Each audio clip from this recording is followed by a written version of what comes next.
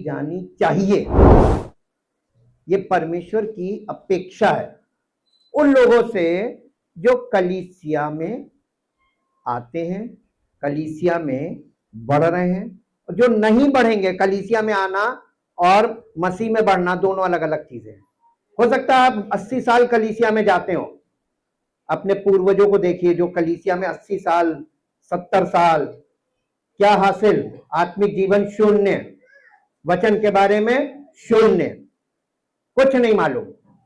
बस उन्हें यह मालूम है क्रिसमस, गुड फ्राइडे, ईस्टर, इसके अलावा क्या जानते हैं बताइए। और अगर मैं आपसे कहूं उन मसीही लोगों से जो क्रिसमस, ईस्टर और गुड फ्राइडे इसको पकड़ के बैठे, इसी चक्र में घूम रहे हैं, अगर आप बाइबल में हमें दिखा दीजिए ये तीनों चीजें, क्रिसमस दिखा दीजिए, गुड फ्राइडे दिखा दीजिए और ईस्टर दिखा दीजिए, ये शब्द भी बाइबल में नहीं है। और ऐसा कोई त्योहार जिसे आप गुड फ्राइडे बोलते हैं या लेंट डेज बोलते हैं, बाइबल में नहीं है। जमाने से चर्च में जा रहे हैं, but they don't know what the Bible says. Bible क्या कह रही उन्हें नहीं मालूम है।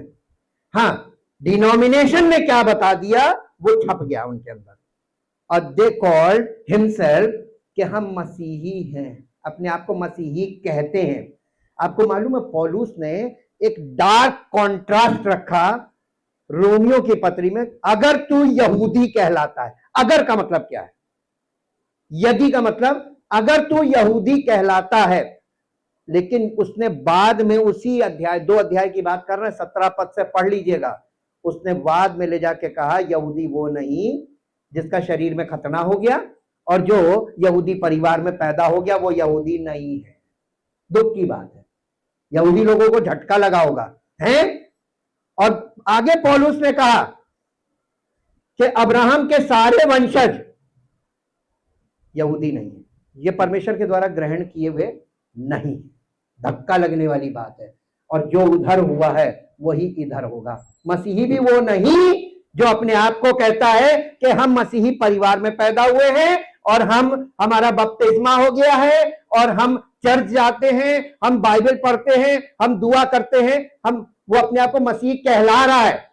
कहलाना और होना दोनों अलग बातें हैं। मेरे साथ एक पद निकालिए जो आपको मिलेगा रोमियो की पत्री 2 अध्याय, रोमियो की पत्री 2 अध्याय 25 पद से पढ़िए।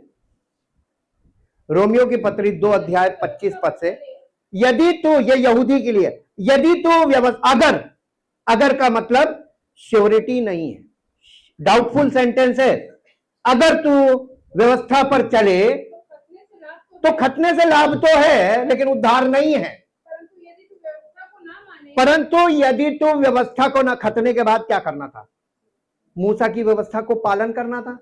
अगर तू खतना करा लेता है और मूसा की व्यवस्था का पालन नहीं करता है तो इसका मतलब तू यहूदी नहीं है। पानी का बपतिस्मा ले लेना और मसीही जीवन का आरंभ ना होना, बॉर्न अगेन ना होना, मसीही होने का प्रमाण नहीं है जी। परंतु यदि तू व्यवस्था को ना माने, मूसा की व्यवस्था, ये यहूदियों के लिए, यदि तू व्यवस्था को ना माने तो तेरा खतना बिन खतने की दशा ठहरा, यानी खतना होने से कोई फायदा नहीं।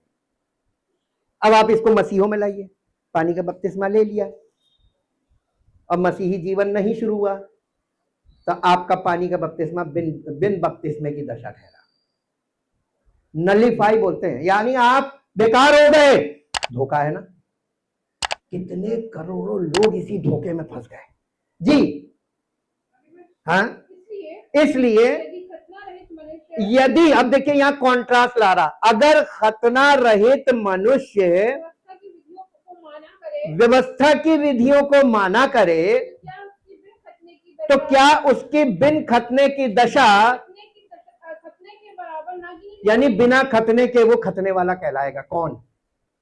एक व्यक्ति जिसका खतना नहीं हुआ लेकिन वो परमेश्वर की व्यवस्था का, ये पुराने नियम के लिए है, उन यहूदियों के लिए जो खतना करा लेते थे लेकिन व्यवस्था का पालन नहीं करते थे, यहां पर वो कह रहा है कि अगर कोई खतना रहित व्यक्ति यानी अन्य जाति का व्यक्ति बिना खतने की दशा में और वो व्यवस्था का पालन कर रहा है तो तेरा खतना होते हुए भी बेकार, और उसका खतना नहीं है फिर भी वो पास, वो ग्रहण कर लिया गया जी।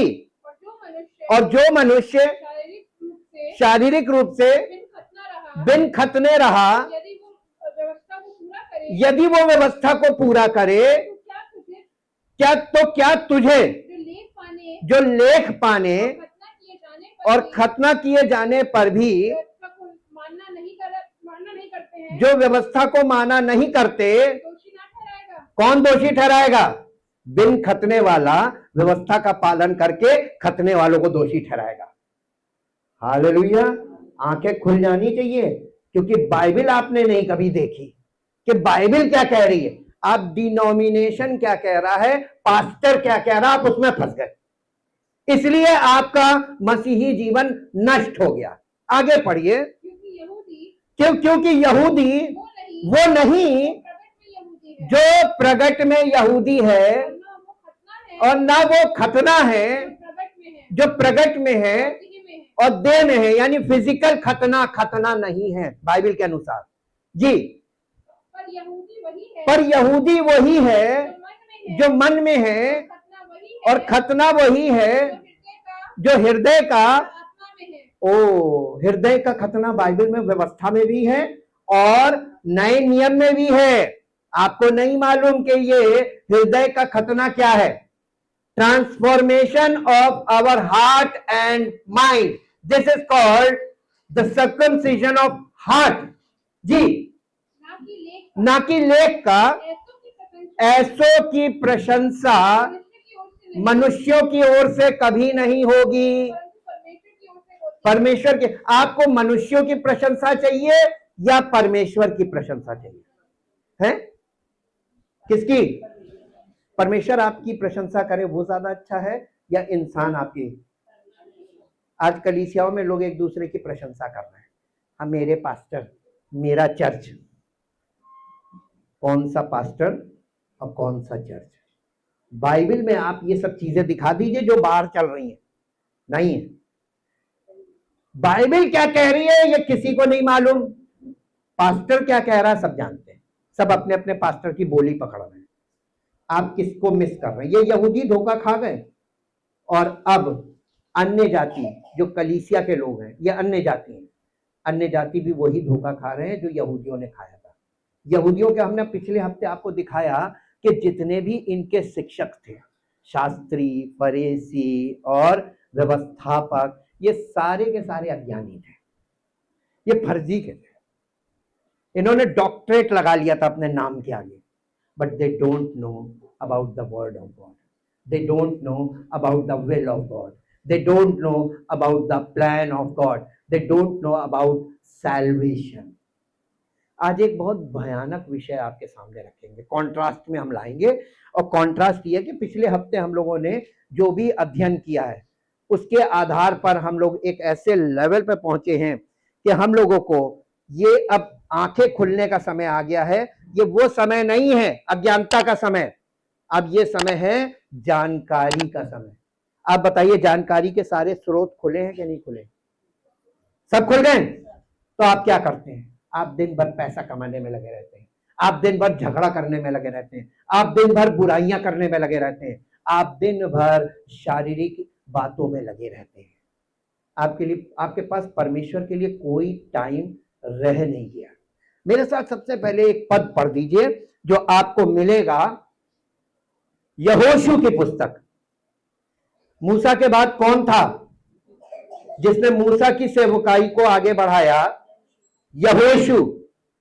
यहोशू अगर आप हिब्रू में देखें तो उसको बोलते थे यशुआ,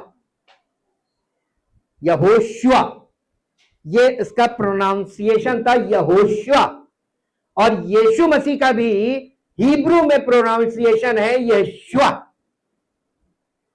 हालेलुया जी। यहोशू की पुस्तक, उसका पहला अध्याय और उसका 8 पद पढ़िए, हिंदी और फिर इंग्लिश में। व्यवस्था की यह पुस्तक पहली चीज, व्यवस्था की कौन सी पुस्तक, ये एक प्रश्न है, इसको आप दिमाग में रखिएगा। अभी हम आपको बताएंगे कौन सी पुस्तक। व्यवस्था की ये पुस्तक तेरे चित्त से कभी उतरने ना पाए और इसी में दिन रात ध्यान दिए रहना, इसलिए कि जो कुछ उसमें लिखा है उसके अनुसार करने की तू चौकसी करे, क्योंकि ऐसा ही करने से तेरे सब काम। अब आपसे मैं एक प्रश्न करता हूं, आप सोचते हैं कि दुआ करने से सब काम सफल हो जाते हैं?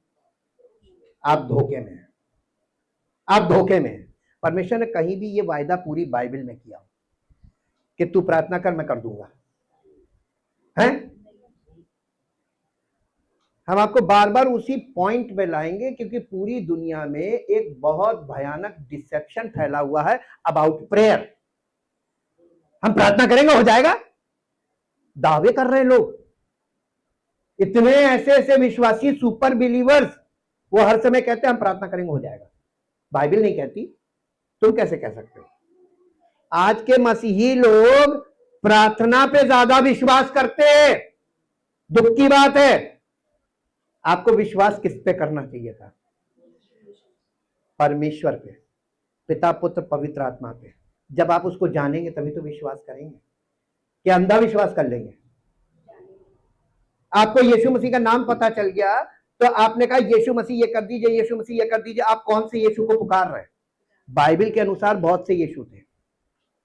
पौलुस ने लिखा कि तुम किस यीशु का प्रचार सुन रहे हो? किसी दूसरे यीशु का प्रचार। पौलुस ने कहा गलातियों की कलीसिया से, कोई दूसरे यीशु का प्रचार करता कलीसिया में, तुम उसकी बात मान लेते हो, और मैं तुमसे उस यीशु का प्रचार कर रहा हूं जो उद्धार करता है, एकमात्र उद्धार करता, सच्चा यीशु। तुम मेरे बातों पर विश्वास नहीं कर रहे हो। तो पौलुस के सुसमाचार पर कलीसिया ने विश्वास नहीं किया, लेकिन दूसरे यीशु के प्रचार में विश्वास कर लिया। अब आपको यह चेक करना आपने किस यीशु पर विश्वास किया। दुआ करेंगे सब हो जाएगा, ये कौन सा यीशु है? दिमाग की दही हो गई ना, है? कोई भी आए और यीशु मसीह के नाम से दुआ कर दे और आप कहेंगे ये तो यीशु मसीह से प्रार्थना कर रहा था। अरे आपको ये तक नहीं मालूम है कि बाइबल में कितने यीशु है? कौन से यीशु के नाम से की आपको खुद नहीं मालूम, और आप भ्रम में आ जाते हैं कि प्रार्थना से हो जाएगा। हालेलुया। हार्ड ट्रुथ के लिए माफी, कड़क सत्य के लिए माफी, क्योंकि ये सत्य है और मैं इससे अपार्ट नहीं जा सकता। जी आगे इसको इंग्लिश में पढ़िए, इसको इंग्लिश में। This book of the law shall not depart out of your mouth. देखिए हिंदी में चित्त लिखा है, इंग्लिश में लिखा है आउट ऑफ योर माउथ। तुम्हारे मुंह से ये पुस्तक कभी भी दूर ना हो। अब आप देखिए बाइबल पढ़ने के लिए बोल रहा है कि काहे के लिए बोल रहा है? यहां पढ़ने की बात आई नहीं। मैंने बहुत अध्ययन किया कि ये पढ़ने के विषय में है ना, पढ़ने के विषय में नहीं है। पूछिए क्यों? दावा मेरा पढ़ने के विषय में है ही नहीं, क्योंकि जिस जमाने की ये बात है उस जमाने में मैंने आपको शास्त्री, फरीसी, व्यवस्थापक में दिखाया ना कि पढ़े लिखे लोग नहीं थे, ना स्कूल थे, ना यूनिवर्सिटीज थी, ना एजुकेशन थी, कुछ नहीं था। हाँ, सब अनपढ़ थे। तो अनपढ़ लोगों के लिए लीडरशिप थी, और लीडरशिप में ये जो पढ़े लिखे लोग थे, शास्त्री, फरीसी, व्यवस्थापक, महायाजक, याजक, ये सभी श्रेणी के रिलीजियस लीडर्स, इनका काम था, ये पढ़े लिखे थे और ये व्यवस्था की पुस्तक को पढ़कर लोगों को सिखाते थे। यही तो हमने पिछले हफ्ते देखा ना, फिर से सुनिएगा कि यही लोगों का काम था, लोगों को जो पढ़े लिखे नहीं थे उनको व्यवस्था की बातें बोल बोल कर सिखाना। तो लोगों ने किसकी सुनी? इजरायली लोगों ने किसकी सुनी? व्यवस्थापकों की सुनी, याजकों की सुनी, महायाजकों की सुनी। और धोखा मालूम क्या हुआ? जब यीशु मसीह परमेश्वर का पुत्र, या यूं कह लीजिए परमेश्वर देह में प्रकट हुआ, तो कितने पहचान पाए? एक भी नहीं। और उनका विरोध किसने किया? आम लोगों ने नहीं किया, ये तो पढ़े लिखे थे ही नहीं, इन्होंने पढ़ी भी नहीं थी, ये तो सुन सुनकर गलत विश्वास में परिपक्व हो गए थे। सुनी किसने विरोध किया? उन लोगों ने जिनको जिम्मेदारी थी लोगों को मसीह के बारे में शिक्षा देने की। हालेलुया। तो ये सब के सब देखिए, यही यीशु मसीह ने एकदम एक लाइन में बोल दिया, यदि अंधा अंधे को मार्ग दिखाएगा तो दोनों कौन? लीडर और उसके अनुयायी, पास्टर और उसकी कलीसिया, ऐसे समझिए। दोनों लोग कहां जाएंगे? यहां पे गड्ढे का मतलब मालूम है आपको? नरक में। कहां जाएंगे? अरे दुख की बात है, आप इतनी आसानी से पादरी साहब को उद्धारकर्ता मान लेते हैं। इस पढ़े लिखे युग में आपकी उंगलियों पे सारी चीजें अवेलेबल हैं फोन में, फिर भी आप अंधविश्वास में फंस रहे हैं, फिर भी आप गलत विश्वास कर रहे हैं। आपका बहुत कड़ा न्याय होगा, क्योंकि अनपढ़ों पर तो अनुग्रह एक बार किया जा सकता है, लेकिन परमेश्वर ने किया नहीं। तो आज के लोगों पर अनुग्रह बनता है? कानूनी तौर पे बताइए, अगर वकील गलती करे, अपराध करे, पुलिस वाले अपराध करें और एक आम आदमी अपराध करे, दोनों में अंतर क्या है? एक कानून के जानकार हैं और एक अज्ञानता में कर रहे हैं, है ना? कड़ा नियम किनके लिए? जानकार लोगों के, है ना? मैं आपको थोड़ा सा ट्यून कर रहा हूं ताकि आप परमेश्वर के वचन से ट्यून होइए। ये जो सदियों से चली आ रही परंपराएं, इनमें से निकल आइए। इन परंपराओं ने आपको अंधेरे में रखा। मैंने बचपन से सुना था 3 मजूसी, जब मैं अध्ययन करने लगा मुझे कहीं 3 नहीं लिखा, कहीं 3 नहीं लिखा, लिखा कई। तो ये कई को 3 किसने बना दिया? परंपरा। और हम लोग परंपरा में अंधे हो जाते हैं। आज मसीहत कहां फंस गई? जहां यहूदी फंसे थे वहीं मसीही फंस गए। हालेलुया। तो आपका उद्धार कहां होगा? आपका उद्धार कहां होगा? आप तो संसारिक भी नहीं है, आप तो संसारिक दावा ही नहीं करते, आप तो कहते हैं हम परमेश्वर के लोग हैं, जैसे यहूदी कहते थे। तो आप बहुत भयानक फंस गए। आपने ये क्लेम कर दिया कि हम मसीही हैं, बहुत मार खाएंगे, लिखा है। क्योंकि गलत क्लेम नहीं करना है, झूठे गवाह नहीं बनना है, आपको सच्चे गवाह बनना है। अब यहां पर देखिए, this book of the law shall not depart from your mouth, but you shall word काहे के लिए लगाया जाता है? ये एक्सपेक्टेशन वाला वर्ड है, कंडीशनल है, इसमें कंडीशन दी जाती है। कैन का मतलब होता है सकता है, ये भी हो सकता है, this could be also done, ऐसा हो सकता है। लेकिन कैन और शैल दोनों में अंतर है ना, कुड और शुड में अंतर है ना। इंग्लिश समझने वालों को ये ग्रामर पे जरूर ध्यान देना चाहिए।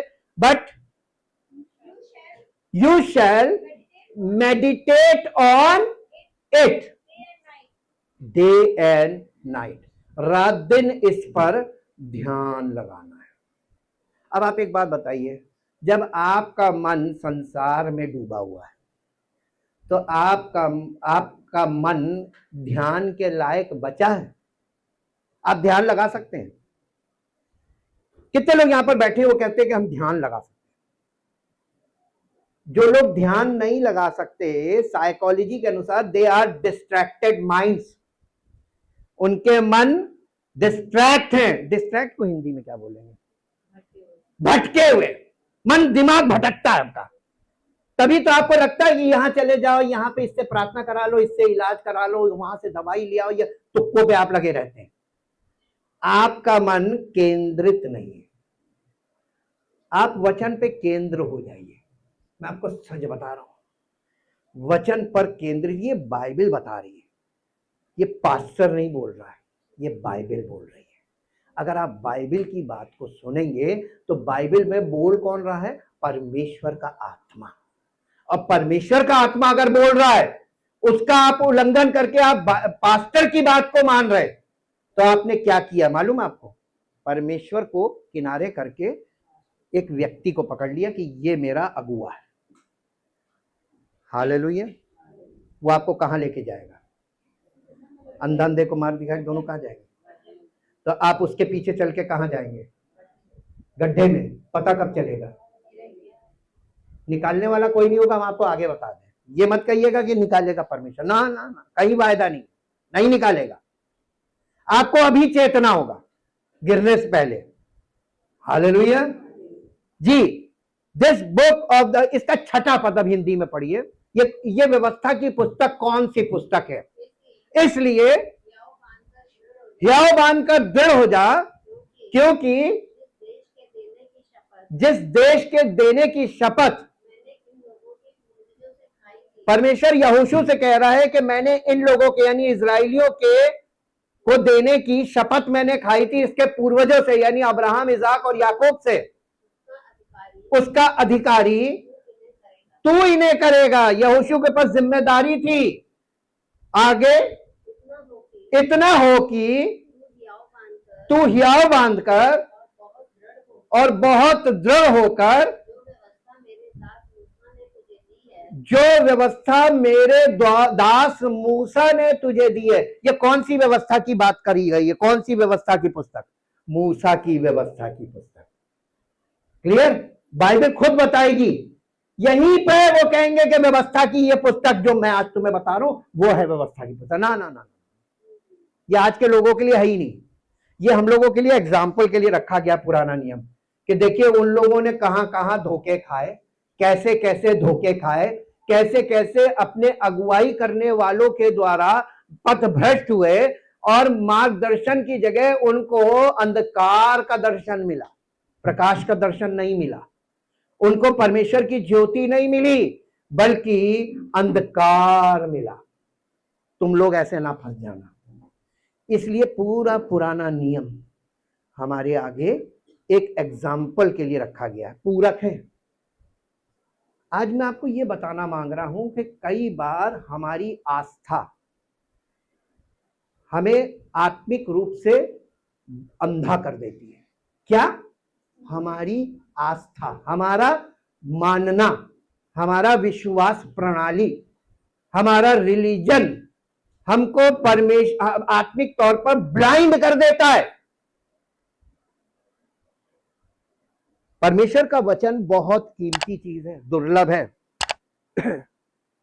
अनेक कारणों से यीशु के समय के कई यहूदियों का मानना था कि पुराने नियम की अंतिम पुस्तक लिखे जाने के बाद से स्वर्ग के द्वार बंद हो गए थे, परमेश्वर उनसे दूर हो गए थे और अब अपने लोगों के बीच सक्रिय नहीं थे। उनका धर्म परमेश्वर द्वारा अतीत में दिए गए नियमों और उनसे विकसित विभिन्न धार्मिक व्याख्याओं और परंपराओं का दृढ़ता से पालन करने पर केंद्रित था। यद्यपि परमेश्वर ने मूल रूप से नियमों को उनके साथ एक जीवंत संबंध स्थापित करने के साधन के रूप में दिया था, इन लोगों ने नियमों को ही अपना लक्ष्य बना लिया था। क्या किया था? यहूदी लोगों ने परमेश्वर की आज्ञाओं और नियमों को, विधियों को अपना लक्ष्य बना लिया था, जबकि लक्ष्य था परमेश्वर की उपस्थिति में, परमेश्वर के साथ संबंध स्थापित होने का लक्ष्य होना चाहिए था। इन्होंने नियमों का, यही रिलीजन करता है,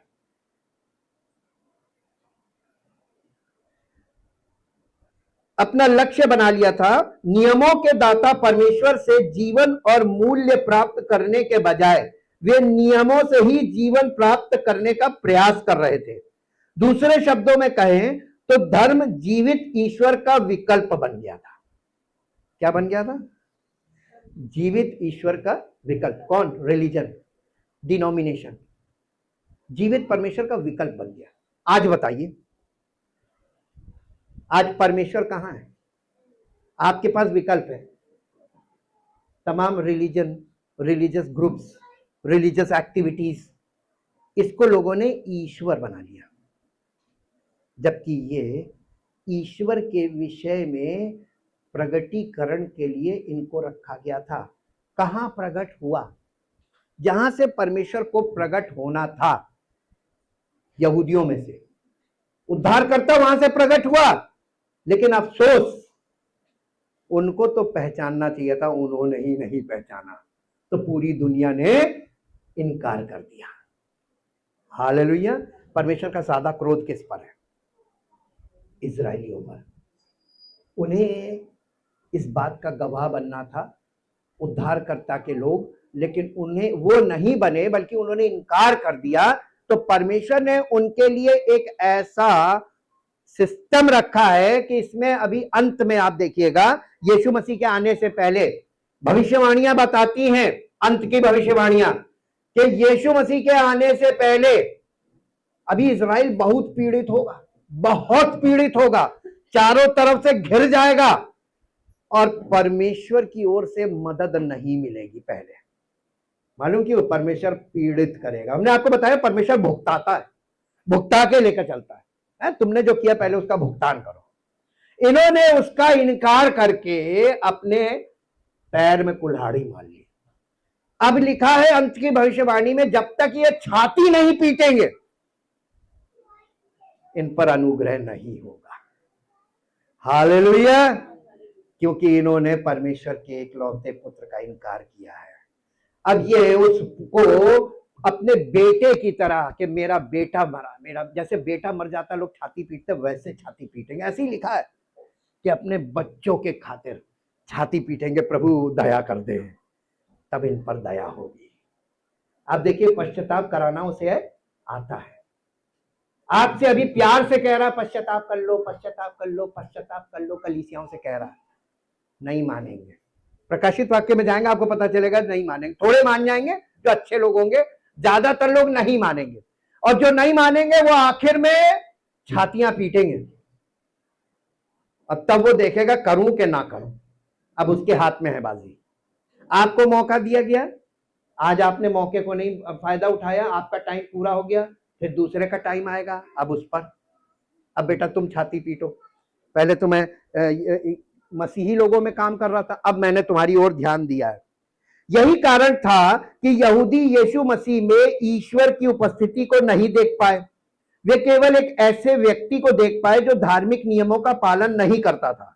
उदाहरण के लिए, यीशु ने सब्त के दिन लोगों को चंगा करके और भोजन कराकर तथा पापी जीवन शैली वाले लोगों के साथ समय बिताकर उन्हें नाराज कर दिया।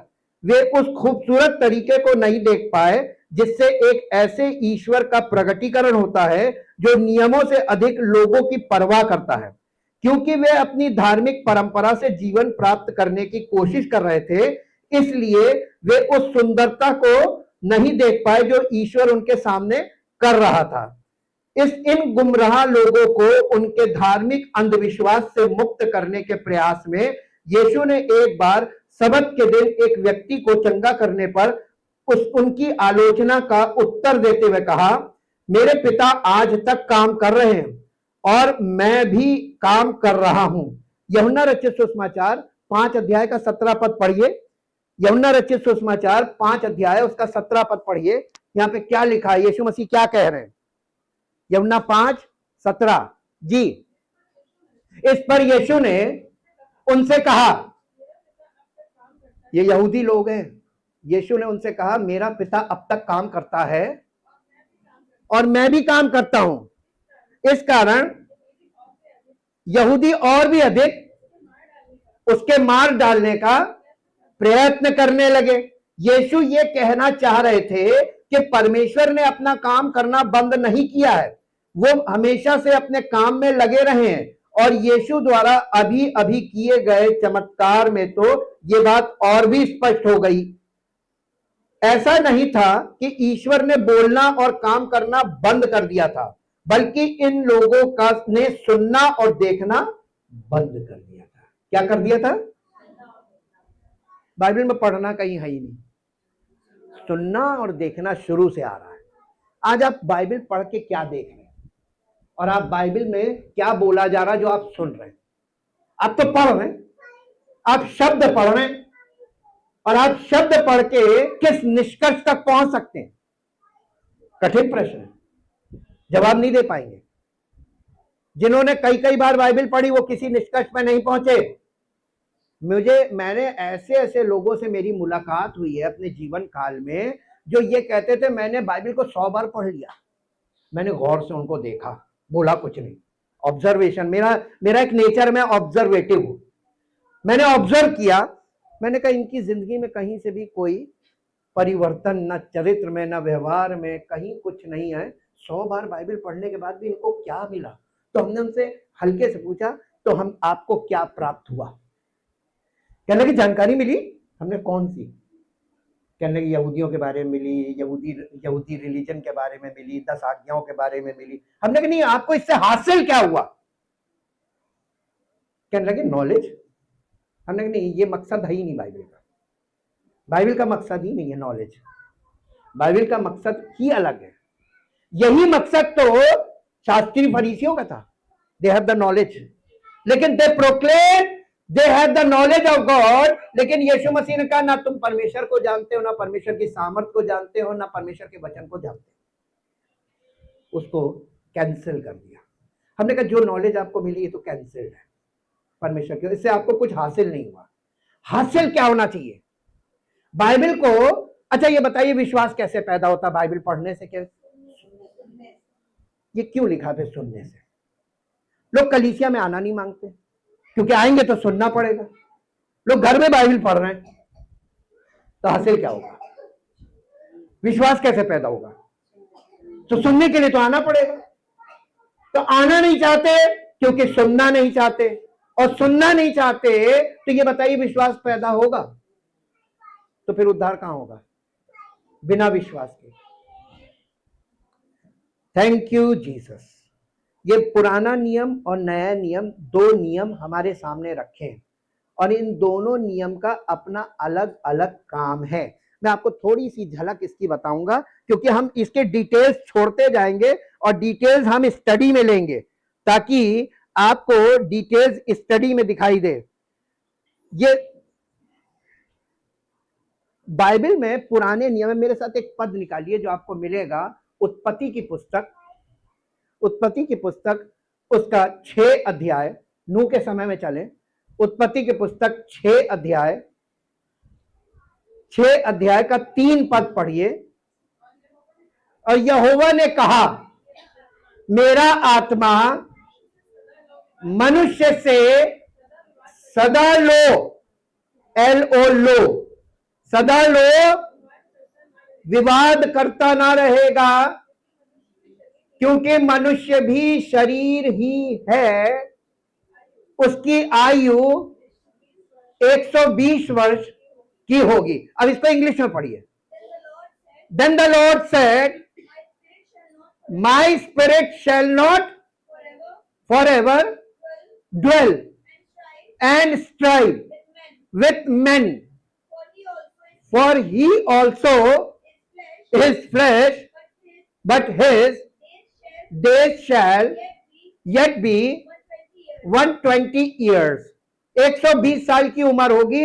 ये मनुष्य शरीर है और मेरा आत्मा अब मनुष्य के साथ ना तो निवास करेगा और ना इनके साथ जद्दोजहद करेगा। जद्दोजहद नहीं करेगा, आना हो आओ, नहीं आना हो ना हो। और अब नए नियम देखिए, पौलुस वही तो कह रहा, परमेश्वर ने उनके मन पे छोड़ दिया, जाओ जो तुम्हारे मन में आए करते रहो क्योंकि तुम तो नष्ट हो जाओगे। कितनी बुरी बात है। यहां पे एक वर्ड आया LO लो। अगर मैं किसी पुराने क्रिश्चियन से भी पूछूं जो पढ़ा लिखा हो, इंग्लिश जानता हो, मैं उससे अगर ये पूछूं LO लो का मतलब क्या होता है, या बीहोल्ड, दोनों सेम चीज है। बीहोल्ड, बीहोल्ड का मतलब होता है देखो, लेकिन इन दोनों शब्दों का एक ही मीनिंग है। लो मीन्स देखो, लो, LO लो का मतलब होता है behold, both are same. Behold, लो, अब वो कुछ यहां पे दिखा रहा है। तो उत्पत्ति 6 अध्याय के 3 पद में परमेश्वर लो वर्ड के द्वारा कह रहा देखो। अब वहां से देखना आप शुरू कीजिए। यही पवित्र आत्मा का दिखाने का तरीका है। वचन में हमको देखना है और हम लोग क्या करते हैं, पढ़ते हैं। पढ़ते तो आप अक्षर है, देखना है, क्योंकि जो पुराने नियम की ओरिजिनल लैंग्वेज थी उसको बोलते हैं Hebrew. Hebrew is a pectoral language. शायद आप लोगों को मालूम नहीं है, आज की युग के लोगों को बिल्कुल नहीं मालूम कि हिब्रू में जो अक्षर बनते थे उसमें चित्र होते थे। अब आप एक बात देखिए, एक बहुत गहराई की बात आप अपने जीवन में सीख सकते। छोटे बच्चे को एप्पल क्यों दिखाते, कहते ए फॉर एप्पल, दिखाते ए नहीं है, दिखाते एप्पल है। एप्पल को पहचानेगा और एप्पल से उसको मालूम हो जाएगा ए फॉर, तो अक्षर सिखाने के लिए चित्र दिखाया जाता। यही है हिब्रू लैंग्वेज। तो आप उसमें पढ़ क्या रहे हैं? इंटरप्रिटेशन। बाइबल में कहीं लिखा हो पढ़ने के लिए? सुनने के लिए लिखा है? कितने सुनना है? यीशु मसीह कहने लगा अपने चेलों से, इजरायली लोग थे वो भी यहूदी, कहने लगा ये तू दृष्टांतों में क्यों बातें करता? चेलों ने प्रश्न किया, उसने कहा ये लोग कौन? यहूदी, ये देखते हुए नहीं देखते और सुनते हुए नहीं सुनते। क्या कह रहा था कि ये तो व्यवस्था से ऐसे ही चले आ रहे हैं, इन्होंने मूसा की व्यवस्था ना देखी और ना सुनी, और सुनकर देखना था, देखकर सुनना था, इन्होंने किया नहीं, इसलिए मुझे जानते नहीं। हालेलुया। आज के मसीही लोग वो भी पढ़ने लगे, वो तो खुद ही पढ़ने लगे, सब डॉक्टरेट हो जाएंगे, सब पास्टर हो जाएंगे, सब डीएस हो जाएंगे, लेकिन हासिल क्या होगा? जैसे उन्हें कुछ नहीं मिला, इधर भी कुछ नहीं मिलेगा। ये दुख की बात है। परमेश्वर ने अपने वचन को धरती पर खाली वचन छोड़ के नहीं किया, नई वाचा में उसने एक कदम आगे बढ़ गया। उसने कहा खाली पुस्तक से काम नहीं चलेगा। बाइबल तो उनके पास भी थी लेकिन वो नहीं पहचान पाए, तो उसने क्या किया मालूम है? यीशु मसीह कहने लगा मैं तुम्हें अनाथ नहीं छोड़ूंगा। लीडरशिप के हवाले क्यों नहीं किया यीशु मसीह ने अपने चेलों को? कि देखो ये सब तुम्हारे गुरु हैं, ये तुमको सिखाएंगे, मैं जा रहा हूं।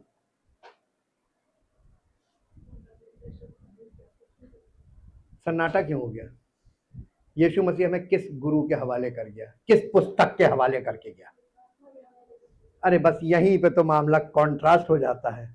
मैं तुम्हें एक सहायक दूंगा, वो हर समय तुम्हारे साथ रहेगा, अर्थात सत्य का आत्मा, और वो तुम्हें मेरी पुस्तक से यानी बाइबल से सब सत्य का मार्ग तुम्हें इसमें दिखाएगा, बताएगा, सिखाएगा और चलने की सामर्थ्य देगा।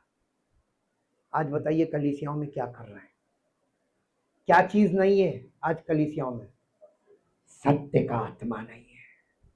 इसका ना होना सब कुछ है, पैसे की कमी नहीं, महंगे महंगे इंस्ट्रूमेंट्स है, बड़े बड़े स्टेज हैं। यीशु मसीह के पास कौन सा स्टेज था? वो तो चलते चलते लोगों के साथ उपदेश देता रहता था, एकदम एकदम प्योर कह लीजिए देहाती तरीके में। कोई हाई फाईनेस नहीं थी, कोई हाई फाई नहीं। यीशु मसीह कहीं पर भी भजन कीर्तन नहीं करता था। दिखा दीजिए यीशु मसीह ने कहा किया। अभी एक बात आपने पढ़ी, वो क्या पढ़ी मालूम है? 5:17 में, मेरा पिता अब तक काम करता है और पुत्र भी काम कर रहा है। यीशु मसीह काहे के लिए आया था? काम करने के लिए, है ना? यीशु मसीह चाहता तो दिन भर किताब पढ़ता रहता, बैठ के महागुरु बनना, किताब पढ़ के। और यीशु मसीह के ज्ञान के विषय में यहूदी रब्बी लोग या वो रिलीजियस लीडर्स उस जमाने के अचंभित होकर कहने लगे, बिन पढ़े इससे ये विद्या कहां से आ गई? चाहिए आपको? ये विद्या उसने सब मसीही लोगों के लिए रखी, चाहे कितने अनपढ़ हो। यीशु मसीह के चेले कितने पढ़े लिखे थे? हैं? संसार में पढ़े लिखे को लोग ज्ञानी कहते हैं, लेकिन मसीहत में एक अनपढ़ सच्चा मसीही अगर एकदम अनपढ़ है और वो मसीह में है जैसे उसके चेले, तो वो ज्ञानियों से भी अधिक ज्ञान रखते हैं। हालेलुया। लेकिन ये मिलता कैसे है? एक पद पढ़ लीजिए, आपको मिलेगा लूका रचित सुसमाचार, लूका रचित सुसमाचार और उसका 23 अध्याय 23 अध्याय। सुनकर चलना है, देखकर चलना है, सुनकर बोलना है। तो पवित्र आत्मा की सुनकर बोलना है। 24 अध्याय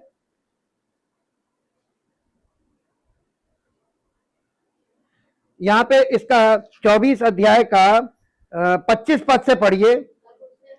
तब उसने उनसे कहा, हे निर्बुद्धियों और भविष्यवक्ताओं की सब बातों पर विश्वास करने में मंदमतियों, स्लो ऑफ माइंड, क्या ये अवश्य ना था कि मसीह ये दुख उठाकर अपनी महिमा में प्रवेश करे। तब उसने, किसने? यीशु मसीह ने मूसा से और सब भविष्यवक्ता, मूसा से का मतलब व्यवस्था से, और सब भविष्यवक्ताओं से आरंभ करके सारे पवित्र शास्त्र, हमने आपको बताया ना, पवित्र शास्त्र जब नए नियम में मिले तो समझ जाइएगा द होल ओल्ड टेस्टमेंट, पुराने नियम को पवित्र शास्त्र बोला गया जी। पूरे पवित्र शास्त्र से अपने विषय में लिखी बातों का अर्थ यीशु मसीह ने उनको पढ़वाया कि अर्थ समझाया। और आजकल के लोग क्या कर रहे हैं? पढ़ते हैं और पढ़वाते हैं और कहते घर में पढ़ो। कितना पढ़ेंगे? और जो पढ़ा लिखा ना हो तो वो कहेगा मैं तो अनपढ़ हूं, मैं तो बच गया। हाँ, बचेगा कोई नहीं, क्योंकि परमेश्वर ने पढ़ने के आधार पर न्याय नहीं रखा है, उसने सुनने के आधार पर न्याय रखा है। हालेलुया। अब बताइए, बचेंगे? अनपढ़ बचेंगे? नहीं बचेंगे। धोखा मत खाना, अनपढ़ नहीं बच सकते, क्योंकि सुनने को बोला था। और वहां बहुत मार खाओगे कि वो कहेगा निकाल के दिखाओ कहां लिखा के पढ़ो।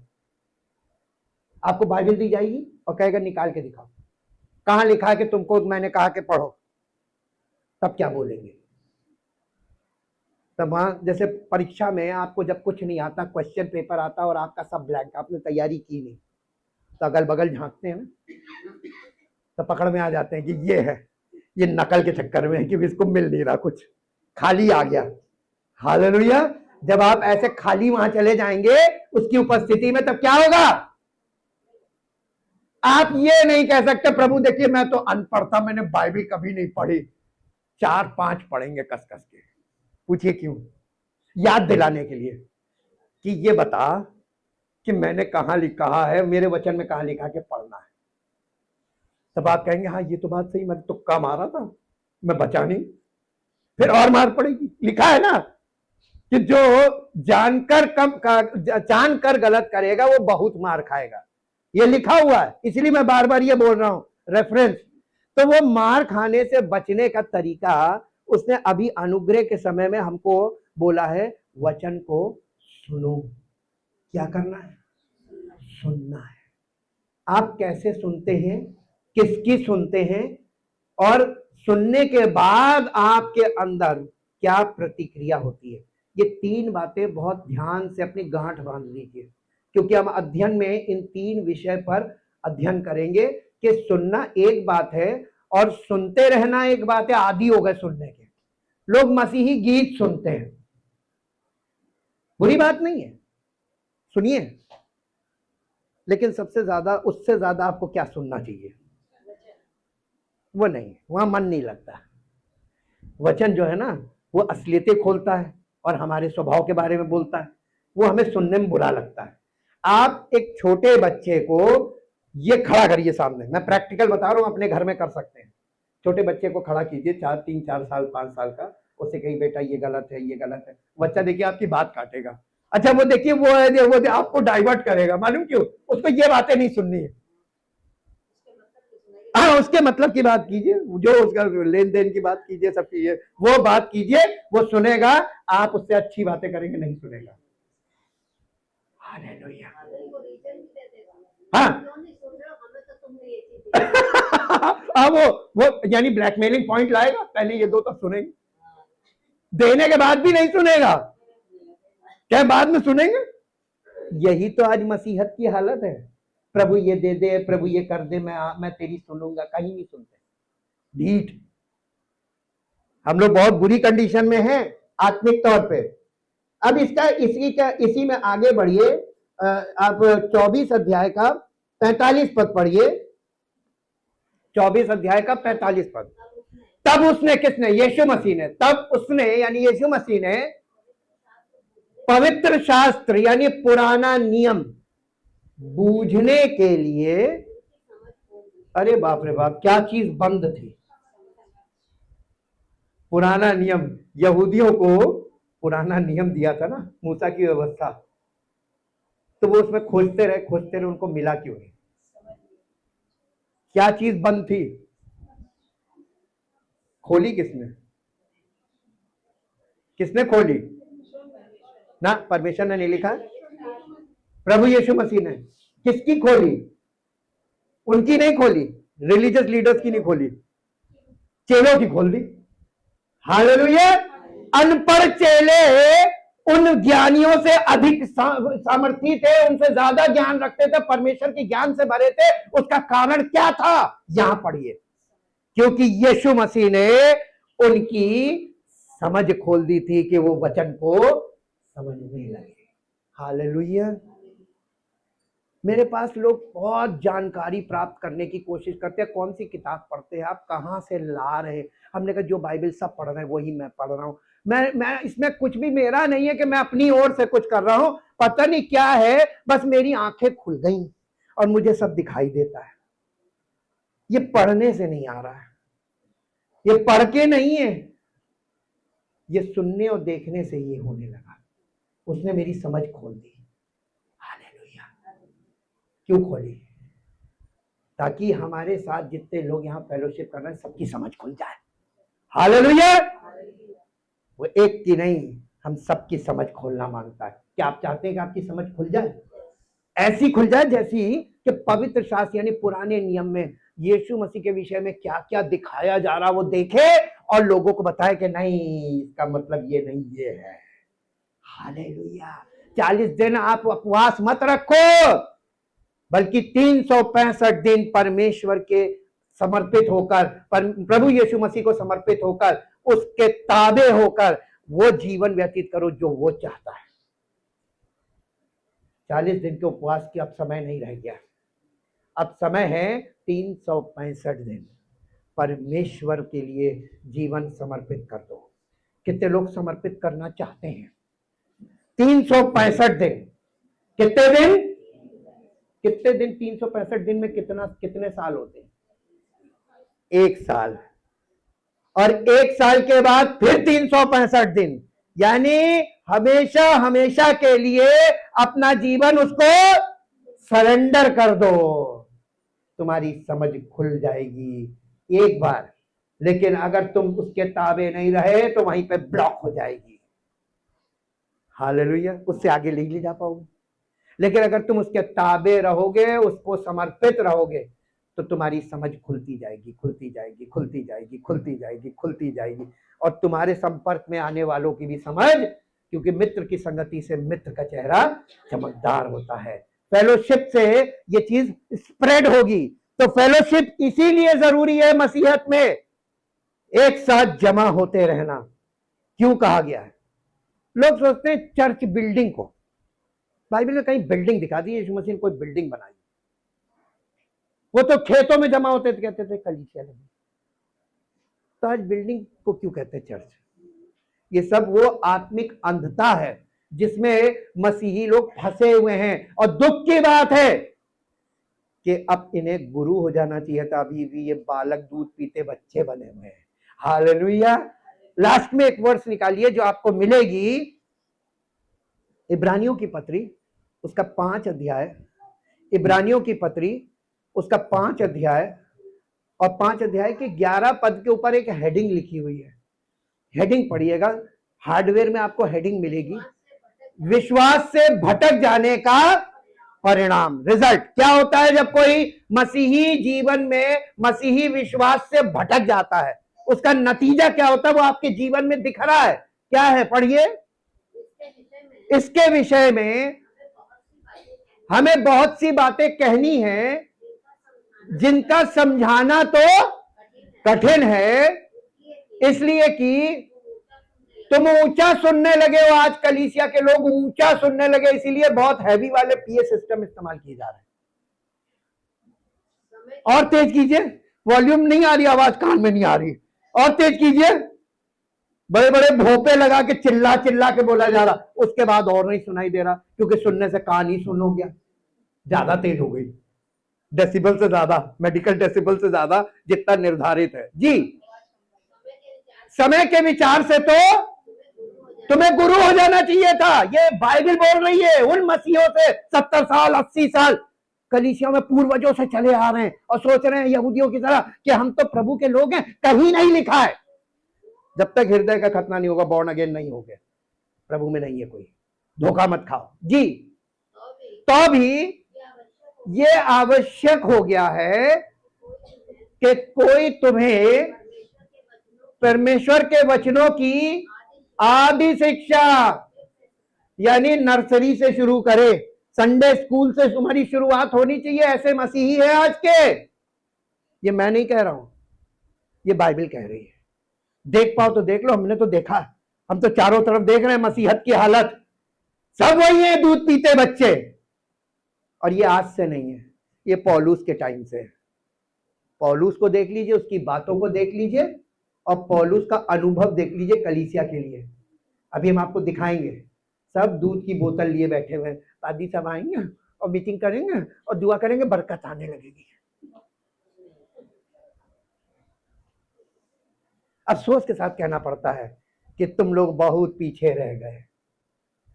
अब यीशु मसीह के आने का टाइम है, दुल्हन को तैयार होना था, अभी तो तुम बच्चे बने बैठे, दूध पीते बच्चे, पादी साहब आएंगे, दुआ करेंगे, बरकत मिलेगी। ये क्या हालत है जी? तुम तो ऐसे हो गए हो कि तुम्हें अन्न के बदले, फिजिकल बोल रहा है, जैसे जिस बच्चे के दांत नहीं होते हैं, जो दूध पीता बच्चा होता है, उसको अन्न नहीं दिया जाता। पूछिए क्यों? हजम नहीं कर पाएगा, है ना? लेकिन अगर बच्चे के दांत भी निकल आए फिर भी वो खाना ना खाए, दूध पी दूध पी दूध पी। आज मसीहत की क्या हालत है? यही है, दूध पीते बच्चे, 60 साल उम्र, पादी साहब आएंगे, दुआ करेंगे। तुम्हें तो गुरु हो जाना चाहिए था।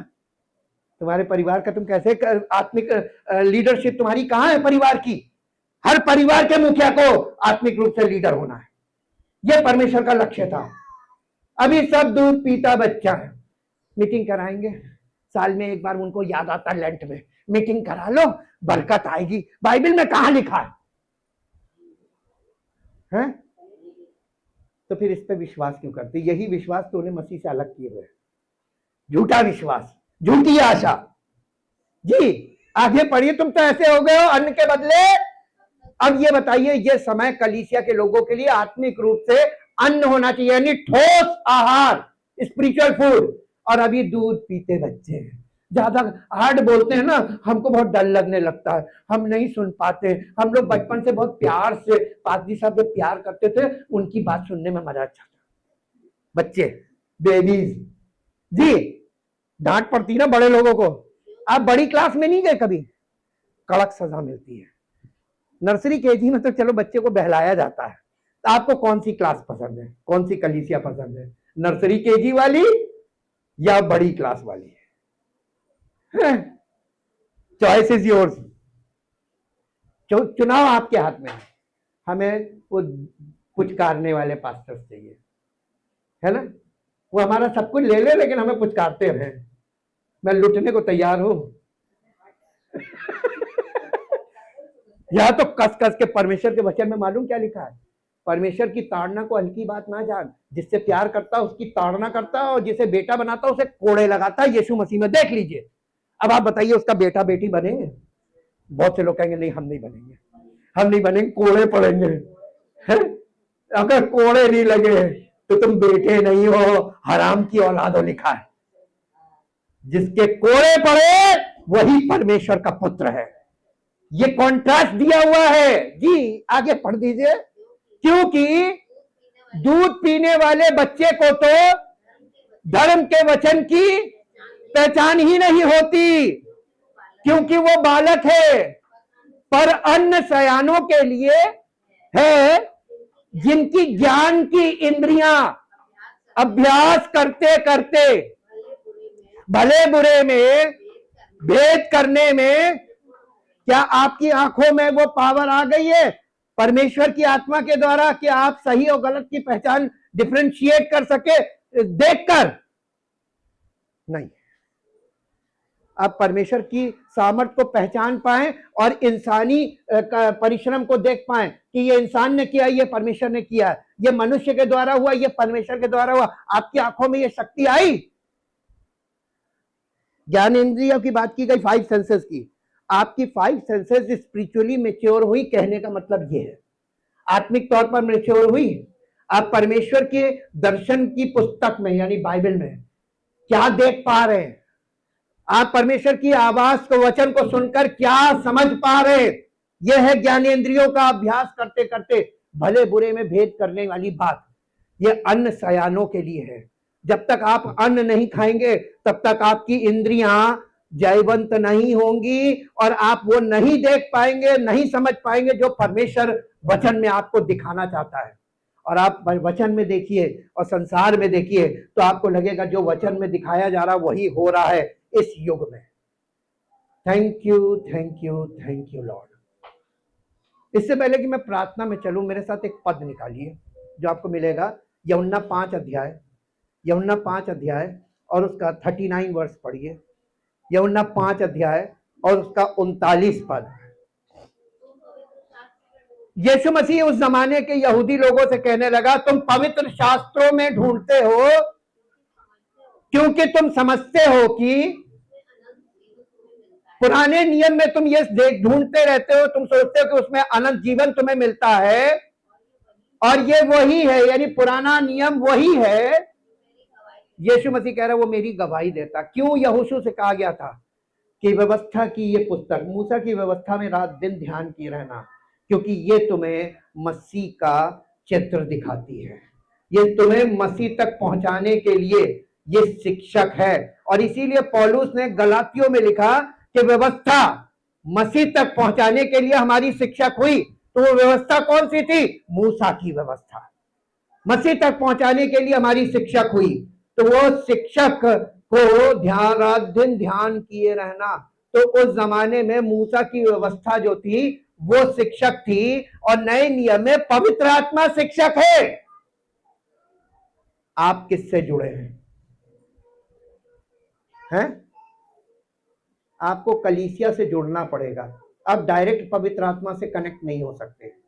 आपको मसीह की आत्मिक देह अर्थात कलीसिया से जुड़ना पड़ेगा। अगर आप इससे जुड़ेंगे और दिल से जुड़ेंगे और संपूर्ण हृदय से जुड़ेंगे, पवित्र आत्मा आपके जीवन को नई सृष्टि बनाने का काम करेगा। कितने लोग चाहते हैं ऐसा हो? अपने स्थान पे खड़े हो जाएं। Thank you, thank you, thank you, thank you, thank you, thank you, thank you. जीवित और महान सामर्थी परमेश्वर, हम आपका हृदय से धन्यवाद करते हैं। हम सब लोग प्रभु आपके सामने इस बात में सहमत होकर खड़े हुए हैं कि हम सबको नई सृष्टि आप बनाएं। हम चाहते हैं कि आप हमें नई सृष्टि बनाएं। हम लोग चाहते हैं, हर एक व्यक्ति दिल से ये इच्छा कर रहा है कि आप उसको नई सृष्टि बनाएं। आप हमें अपना बेटा और बेटी बनाएं। आप हमको प्रभु अपना बना लीजिए। आपने अपने खून से हमें खरीदा है। We are sold out lord. हम बिक चुके हैं। आपने हमें अपने लहू से खरीद लिया है। हम आपके हैं, लेकिन हम आपके विरुद्ध जीवन व्यतीत कर रहे हैं। हम आपकी इच्छा के विरुद्ध जीवन व्यतीत कर रहे हैं। हम अपनी इच्छा में जीवन व्यतीत कर रहे हैं। लेकिन प्रभु आज आपकी उपस्थिति में खड़े हैं और आपसे सब लोग मिलकर यह निवेदन करना चाहते हैं, हे प्रभु हम पर दया कीजिए। हे प्रभु हम पर दया कीजिए। हम पर दया कीजिए प्रभु। हम धार्मिक तो नहीं है, हम आत्मिक भी नहीं है, हम प्योर सांसारिक और शारीरिक हैं। हम अपनी मर्जी में जीवन बिताते आ रहे हैं और प्रभु आपसे विनती करते हैं, यदि आपकी अनुग्रह की दृष्टि हम पर हो तो आप हम पर अनुग्रह कीजिए और ऐसा अनुग्रह कीजिए कि हमें हमारी इस अवस्था से छुड़ाने के लिए आप पवित्र आत्मा पवित्र वचन के द्वारा हमारे मन में काम कीजिए, हमारे हृदय में काम कीजिए और हमको जल्द से जल्द इस सड़ाहट से बचा लीजिए, क्योंकि आप हमारे उद्धार करता है। आपको छोड़ कोई संसार में उद्धार करता नहीं है। हम प्रभु आपका दिल से धन्यवाद करते हैं कि आपने हम पापियों से बहुत प्यार किया, इतना प्यार किया, इतना प्यार किया कि आप पापियों को उनके पाप से छुड़ाने के लिए आपने सिद्ध बलिदान दिया। वो बलिदान प्रभु जो आपके अलावा कोई और दे नहीं सकता था। और प्रभु उस बलिदान के लहू के द्वारा हमारे पापों पे को आपने धो दिया। हमको अपने लहू से शुद्ध कीजिए प्रभु, हमारे विचारों को शुद्ध कीजिए, हमारे जीवन को शुद्ध कीजिए और अपना बना लीजिए प्रभु। हम गंदे बर्तन हैं, हम टूटे बर्तन हैं, हमको प्रभु आप अनमोल बर्तन बना लीजिए। ये आप कर सकते हैं प्रभु, आपके अलावा कोई नहीं कर सकता है। ना कोई डिनोमिनेशन कर सकता है, ना कोई पास्टर कर सकता है। जो आप कर सकते हैं वो आप स्वयं कार्य कर रहे हैं प्रभु। नई वाचा के अंतर्गत आप स्वयं कार्य कर रहे हैं। हम आपका दिल से धन्यवाद करते हैं। हम आपके सेवक होने के नाते केवल गवाही दे सकते हैं कि यीशु मसीह सच्चा उद्धार करता है और वो हमारे जीवन में उद्धार करने के लिए आया है। प्रभु आपसे निवेदन करते कि आज जब लोग अपने घरों में जाएं, अपने बिस्तरों पे जाएं रात में, ये लेट कर पश्चाताप करें, एक एक बात के लिए पश्चाताप करें, ताकि प्रभु जब कल सुबह हो, भोर को आपकी करुणा इन पर हो और इनके जीवन में बदलाव आरंभ हो, ताकि अगले संडे आए तो आपकी महिमा इनके जीवन में प्रकट होना शुरू हो, इनको छुटकारे का अनुभव हो, उद्धार का अनुभव हो और सारी महिमा आपको मिले। धन्यवाद के साथ इस प्रार्थना को आपके इकलौते पुत्र प्रभु यीशु मसीह के नाम से मांगते हैं, आमीन।